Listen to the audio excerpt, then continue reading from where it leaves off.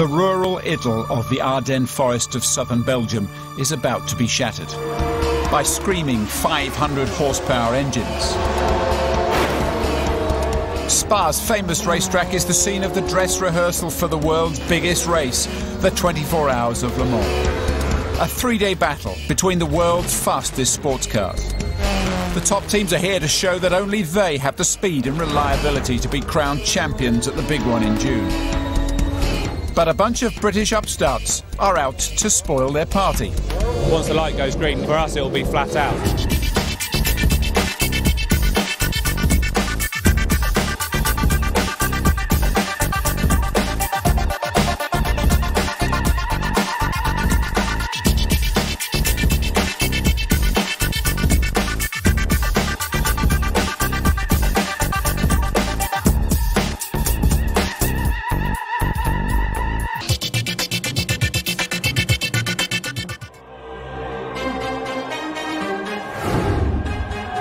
From this small workshop in Oxfordshire, England, Creation Autosport are taking on the Goliaths of the sports car racing world. They've bought a fast but notoriously unreliable DBA sports prototype, and they're trying to turn it into a world beater. But it's not been easy. 2 weeks ago, they had a disastrous 24-hour test at the Paul Ricard circuit in France. The team struggled for the entire test with suspension problems. Tyres designed to last for 100 laps were wearing out in just 10. With the first race of the season just days away, millionaire team owner Mike Jankowski's patience and his budget are reaching their limits. We have not won a race yet. So yeah, I get worried. Because if you've got an uncompetitive car, you may as well bin it. Already this year, Mike has forked out to meet the huge costs of a new tyre supplier, a new engine, and dozens of smaller component changes aimed at improving reliability. Now the pressure is really on his team manager, Ian Bickerton, to deliver the team's first win. We are very late at the moment. The job list I've got in my pocket is about 40 items. The guys on the car have got a 78-point job list to do with the car. So with 2 days to go until Spa, has Bix made enough improvements to the car to turn Creation into a world-class team? There's been a lot of changes, a lot of investment, and until the car is on the track, until it actually goes round, until it shows what it can do, you never know. 7 mechanics, 3 engineers, 2 drivers and 1 car hit the road for Spa. Creation's tyreman and part-time truckie Steve King is going to have his work cut out this weekend. While Spa may boast one of the longest racetracks in the world, it also has one of the smallest paddocks. The 47 teams taking part are squashed in here like sardines. And with Spa's notoriously changeable weather, Steve and his team of tyremen are going to be changing, checking and marking up tyres non-stop for the next 3 days. It's no better in the garages. There's barely room for the mechanics to move around the car, let alone make major changes or repairs. The facilities sometimes leave a lot to be desired, but we're very cramped here, you know. That we're not in the Formula 1 pits, we're in the sports car pits, the 24-hour pits. You're perched on the side of a hill. It is going to rain, and you know that's not very nice here. It's quite high the tension right now. To tell you the truth, Bix is impossible right now. Totally impossible. He's so stressed out, I think that you could prick him and he'd sort of explode. Spa is a 3-day event. The teams have a day and a half of practice, followed by a timed qualifying session on Saturday afternoon, which determines starting positions for the race on Sunday. If you're not fast enough in qualifying, you have little chance to win the race. Creation really need to make the most of their practice time to make sure Bix has fixed the problems with the car and to tune its performance to the demands of this track. We hope it's resolved. If it's resolved, then the car will be fabulous. The drivers will love it and we'll go out there and do well. If not, then there'll be a real fight. If they get it right in practice, qualifying will be Bix's big chance to prove to Mike that Creation can compete with the big budget top teams this year. And top of that list is Team Orica, France's biggest motorsport company.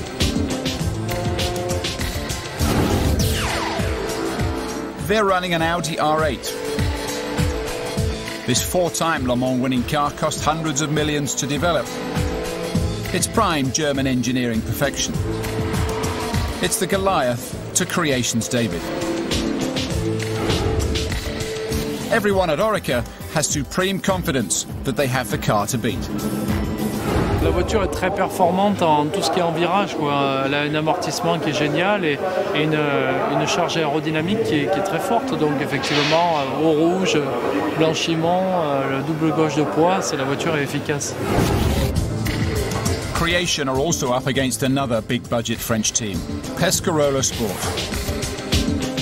Team boss Henri Pescarolo and his chief engineer Claude Jalopin have gambled their sizable budget this year on a completely redesigned car, which takes advantage of new regulations. Here at Spa, they'll find out if their trade-off for more power, in return for slightly less grip from downforce, will give them the edge over the Audi and smaller teams like Creation. Ouais, on est venu pour gagner. A priori, on a une voiture qui marche relativement bien. Au Ricard, on était dans des temps corrects par rapport à la concurrence. Donc, on espère qu'on sera dans le coup ici et on vient pour la victoire. Everyone will be watching each other closely. From the moment the track opens for practice, the pressure will be on to be the fastest and stay the fastest. Yeah, I'm starting to pumped up, getting excited. Creation driver Nick Minassian gets his edge from the adrenaline rush, while teammate Jamie Campbell-Walter gets his from looking good. New helmet design, very proud of it. My feet are killing me because I've got new boots on. Running in, we should put it on the back of the car, running in. Team manager Bix is in no joking mood. He knows the success he so desperately needs this weekend is now in the hands of his drivers, his mechanics, and his chief engineer, Ian Smith. Tense times directly before the first practice, so just everybody's trying to be sure they've crossed the T's and dotted all the I's. Okay, we're going to push him out onto the rig. It's 12:30. The track is open, but Creation are still in their garage. Jamie's gloves. In his helmet, he's got my gloves. Jamie, What are you doing with my gloves? Huh? Valuable practice time lost already. Creations is one of the last cars out. The team seems almost reluctant to get started, perhaps worried that their hurriedly rebuilt car will fall apart. But there's serious work to be done on their setup.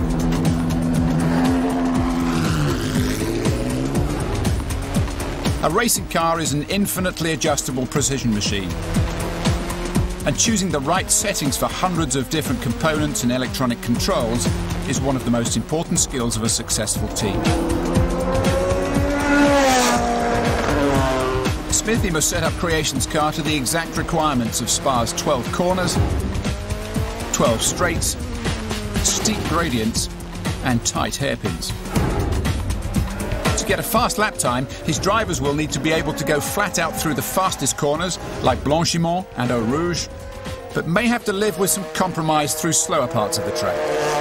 2 years ago, they resurfaced the track through the area around the bus stop chicane and changed it slightly, and that portion of the track's got very little grip at all. Knowing that that corner's going to be a problem, you have to ignore that corner, set up the car for the rest of the track and settle for the fact that the car's not going to be very good for that corner. The team waits anxiously in the pits to check over the car. Alright guys, first stop, we're just going to stop him outside the pit, have the engine cover off and have a good look around the engine installation, okay? The temperature is, I get lots and lots of... Feedback from the drivers is an important part of the engineering process, especially today for Bix, who's invested so much time and so much of Mike's money trying to improve the car. You tell me the truth. Yeah. Engine feel okay? I know you tell me the truth. Engine is beautiful. Okay, no vibration? It's never been bad, the engine. I know. It's always been perfect. It's understeer. Car feels good, car feels good, just a lot of understeer. Get rid of that. So, it's a green light for Smithy to concentrate solely on setup. With limited practice sessions, it's a race against time to experiment with combinations of suspension and aerodynamic settings, tyres, engine mapping and gear ratios. There are thousands of adjustments they can make to try and shave off a few vital tenths of seconds per lap. And despite their slow starts, Creation are ahead in the game. Pescarolo are struggling. Their drivers are finding their car hard to control in the fast corners. Le rouge, ouais, ça fait partie des virages les plus difficiles au monde. Parce que quand la voiture est bien réglée, normalement on devrait pouvoir le prendre à fond. Et c'est vraiment pas évident de pouvoir le faire. At the end of Nick Minassian's stint, the Creation upstarts are still topping the timesheets. Just. Okay, mate, we've gone quickest at the moment by 3 tenths.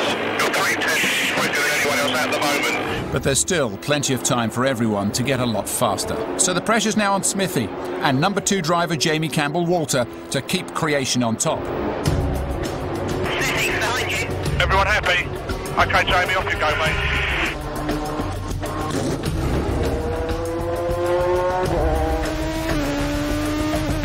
From his very first lap, Jamie struggles to keep up Nick's pace. But it's not clear whether Jamie's slow or if Smithy's latest setup changes have failed to improve the car. Creation's rivals start pulling ahead. The Pescarolo drivers are now full throttle through Eau Rouge. They move to the top of the lap times. Now, Creation looks slow. The only consolation for Creation is that Orica have also had a bad day. The team watch in silence as their lap times don't improve. Their Audi is even slower than Creation's car, and for the first time in 5 years, this car looks beatable. Creation end the session only 6th fastest. But who's to blame? Got a bit of understeer, blocking the rear brakes a little bit. Okay, the car needs a bit of sorting out to improve its performance, but I'm sure we can do that. Hopefully it'll be better. Smithy is still hoping that the data will show that there isn't a problem with the car. Bix will have to decide whether he needs to get tough with his engineer or with his drivers, or both. Because Creation aren't looking like the world-class team that Mike thinks he's paid for. But we're not exactly where we want to be right now. Frustrating. As daylight fades, the Spa weather has the final say. The gathering clouds signal all change for qualifying tomorrow.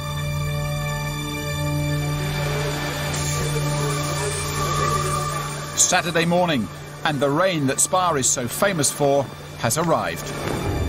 Well, as you can see, the weather is glorious today. Spa is comprehensively unpredictable. You can have one part of the circuit where it's, raining, another part of the circuit where it's, totally dry. The rain changes everything. After all their hard work in the sunshine yesterday, the teams and their drivers will need different tyres, different driving techniques and different setup to master Spa in the wet. Creation have their work cut out. Since they switched to Michelins over the winter, this is their very first opportunity to use their new wet weather tyres. We haven't put a Michelin wet on the car yet, so we've no idea how the car is with them. Tyres use up a big chunk of Creation's limited budget. It costs them €1,800 for every set of 4 tyres. A cost which Michelin justify by spending millions developing tyres tailor-made for all conditions. Slick tyres for dry conditions, wet tyres for the rain, and intermediates for those tricky in-between times. And for each type of tyre, there's also a choice of different rubber compounds. We've got a soft wet, hard wet, and an intermediate. We're looking at it, the intermediate's not going to go on the car. From what Michelin has said, the hard wet probably is too hard. It's really for a drying track. So we should go out on the soft wet, get a few laps on that and see how you both feel. Maybe it will dry out towards the end and we can try the harder wet. Smithy will have to spend most of the final practice session on this unscheduled tyre test. But yesterday's problems are still unresolved. Overnight, Bix has been comparing Jamie's practice laps with last year's data. Well, the blue is last year and the red is this year. And the reason why they're going flat everywhere is because the car isn't very quick. But Smithy still thinks it's the driver that's making his car look slow. It's no wonder you're flat through Blanchimont now. Well, we were last year. Yeah, but you said last year it was a bit hairy. This year you said it's easy. I'm not surprised you're going 10 kilometres an hour slower. Right. Looking through another lap, the entry to the corner compared to last year is a lot worse. Is it? Yeah, like a lot. And it's his job to make the car good. Pressure. Whoever's to blame, both have something to prove today. But Jamie will have to wait until after the tyre test. For now, number one driver Nick Minassian will be taking the wheel. Minutes before the session begins, Nick is strapped in, ready to go. Creation won't be wasting any track time today.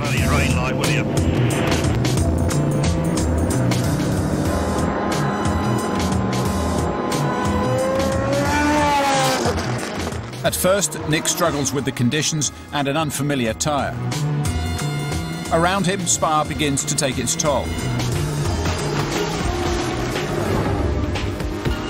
But Nick keeps it on track, and he's soon loving the new tyre. He's the fastest on the circuit. It seems, after all, that the car's working just fine, and Smith's setup skills have been vindicated. Are we driver changing? No, Nick. I want you to try this second set of wets, okay? Stay in the car. Actually, those tires are really nice. I like them. They're good. That's a really nice change. Nick stays at the wheel to give the team a back-to-back comparison with a harder compound tyre. What do you say? With Smithy off the hook, Jamie's back in the frame.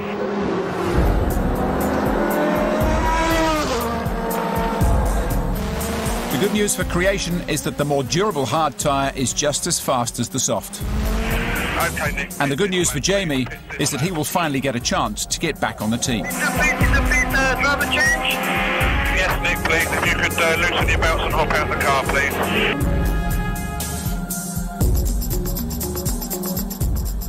Nick went out, set a good time. He's the quickest today in the wet. It's quite good. Setup-wise, the car is running really good. If there wasn't enough pressure already, Jamie now has just 15 minutes to rescue his reputation. All right, Jamie, off you go. In the worst weather yet.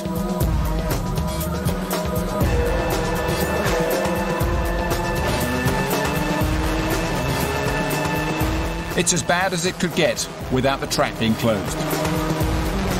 It's like driving down the motorway at 90 miles an hour in the pouring rain with a car 20 metres in front of you without your wipers on.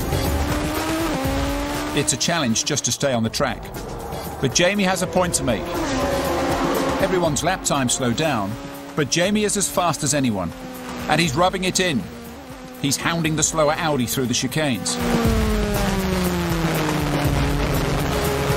He's reveling in the mayhem.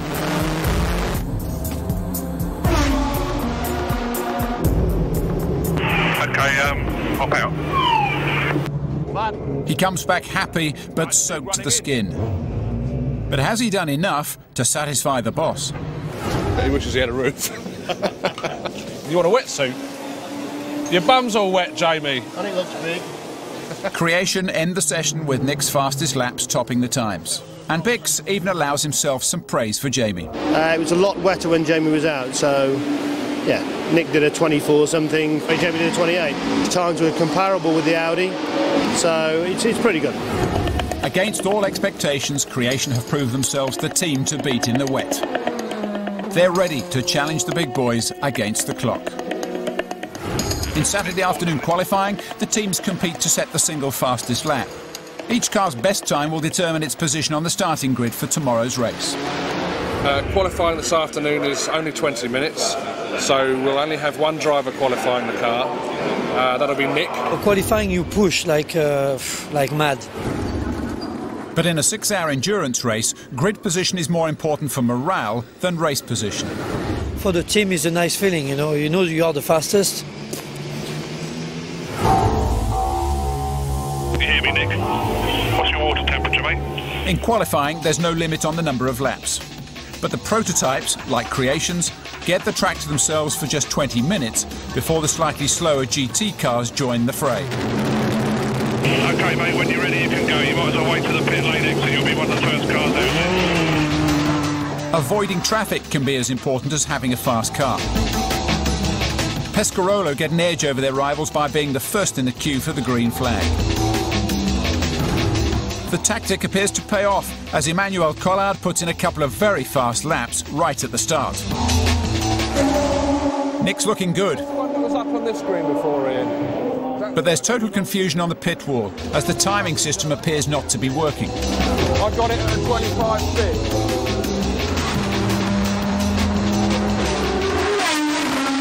It'll all be right in race control, it's just the telly's not keeping up by the looks of it. Creation can only monitor their own man, so Mike uses a bit of psychological strategy with Nick. He still doesn't know how competitive their times really are, but he knows that if Nick thinks he's in second place, he'll keep pushing harder for pole position. Because Nick is the sort of driver who says, P2, oh, I've got to push. And that's what he would do. P2 minus 0.3.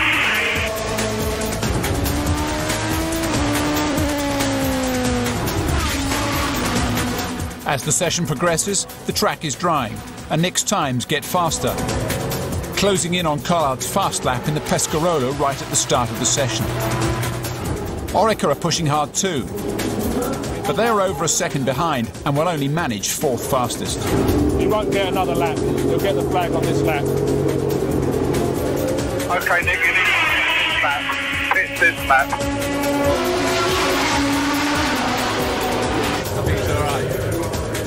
When the correct times finally appear, Mike's tactic hasn't quite paid off. Okay, Nick, you finished P2. You're 200ths behind Bouillon.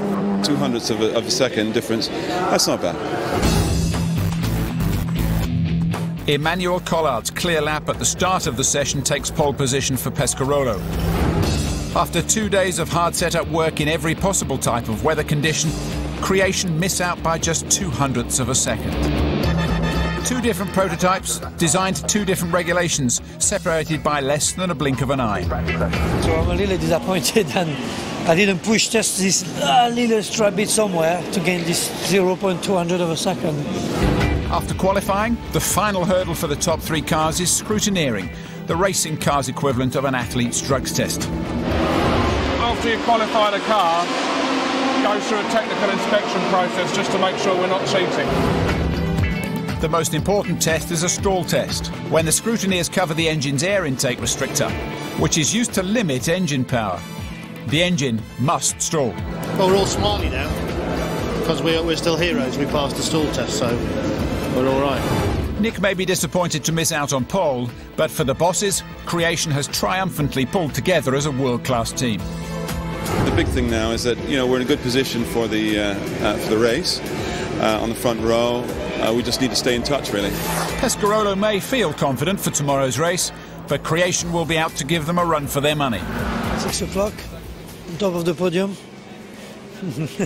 If Mike is an enemy saying all things like that, you say, oh, shut up, 18 hours to go until the start of the race, and Creation are praying for rain.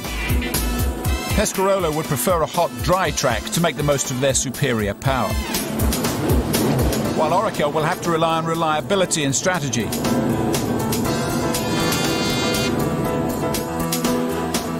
But whatever the weather, all the teams will have to deal with Spa's unique challenges as 47 cars pound the track for 6 adrenaline-soaked hours.